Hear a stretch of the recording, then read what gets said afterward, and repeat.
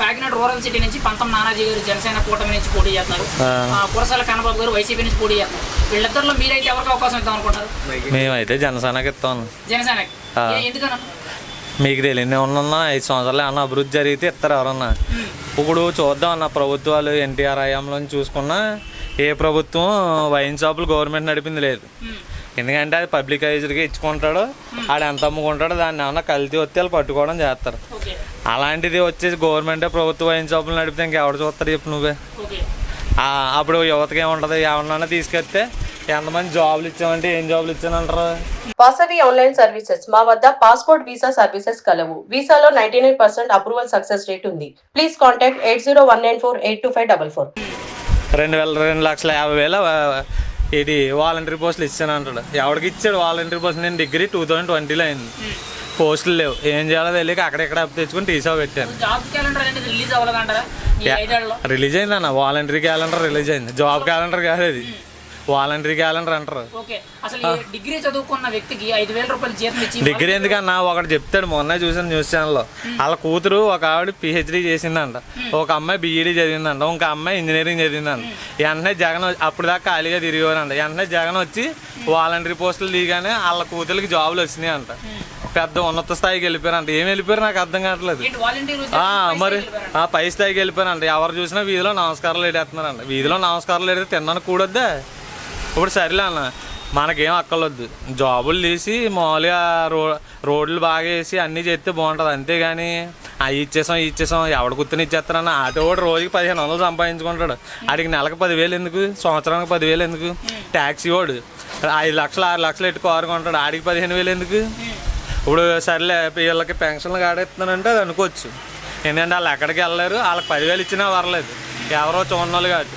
ఉచితంగా ఉచితం అని పెట్టి జనాలు సోమరబోధులు చేయడం తప్ప ఇది చేసేది ఏం లేదు. అసలు ఈ జనాలకి ఈ ఫ్రీగా డబ్బు పంచడం అనే కాన్సెప్ట్ ఇప్పుడు వరకు కూడా ఏ స్టేట్ లోనూ అంత లేదు. అంటే స్టేట్ లో ఉందన్నా కానీ మరీ అంత దారుణంగా లేదు.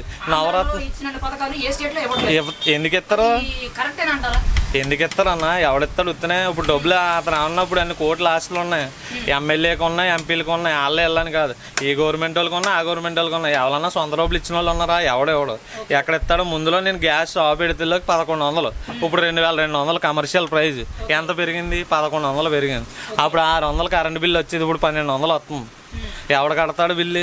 ఇప్పుడు సర్లే నాకు జాబ్ వద్దు, నేను చేసుకునే బిజినెస్ పర్పస్లో రేట్లు పెరగకుండా ఉంటే నాకు వచ్చే ఆదాయం నాకు వస్తుంది.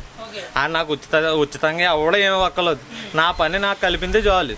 ఇప్పుడు రోడ్డు మీద ఇప్పుడు ఉంది ఇసుక ఆపేసాడు కొన్ని రోజులు, ఇసుక ద్వారా బిల్డింగ్ ఆగిపోతుంది. బిల్డింగ్ ఆగిపోయిందంటే కన్స్ట్రక్షన్, ఐరన్ లోడ్ ఆగిపోతాడు, కూలోడు ఆగిపోతాడు, ప్లంబింగ్ కూడా ఆగిపోతాడు, ఎలక్ట్రీషియన్ బిల్డింగ్ పూర్తి ఒక ఆడ ఆగిపోతాడు. వీటన్నిటికీ ఒకడు వాచ్మెన్ కింద ఉంటాడు, ఎవడో ముసలోడు, ఆడికి వాచ్మెన్ కింద ఉండి ఏం చేస్తాడు? ఏం అవ్వదు. అలాంటి వాళ్ళకి అందరికీ పోద్ది కదా. అంతే తప్ప చేసేస్తున్నాం అంటే సిద్ధం అంటే ఎక్కడికి వెళ్ళి ఏం సిద్ధం నాకు అర్థం కాదు. ఇప్పుడు ఓవరాల్ గా చూసుకుంటే జనసేన, బీజేపీ, టీడీపీ కూటమి అనేది జగన్ గారు సింగిల్ గా వస్తున్నామని చెప్తారు. ఈ ముగ్గురు కలిసి జగన్ గారిని ఖచ్చితంగా సీఎం పదవి తప్పించి పక్కన కూర్చోబెట్టగలరు అనుకుంటారు? కూర్చోబెడతారన్న. అంటే కూర్చోబెట్టడం అంటే కొన్ని సీట్ల దగ్గర అంటే వైసీపీ వచ్చేస్తుంది, కొన్ని సీట్ల దగ్గర. అంటే అలా అంటే అన్ని వైపులా కొంతమంది చెడు చేశారని చెప్పలేం కదా. కొన్ని చోట్ల మంచి చేశారు, కొన్ని చోట్ల చెడు చేశారు. కానీ ఎక్కువ మోతాదులో ఎవరికి ఏం చేసింది కనిపించలేదు. ఓన్లీ నవరత్నాలు ఫ్రీగా ఇచ్చారు అంటారు. రే టీపాలి అన్నకి ఎంతనే ఎవరికన్నా ఫ్రీగా ఇచ్చింది ఉన్నది అంతే తప్ప ఇప్పుడు ఎవరికన్నా ఉత్తనే ఫ్రీగా ఇచ్చేస్తే గెలిచేస్తామంటే అందరూ గెలిచేస్తారు కదన్నా.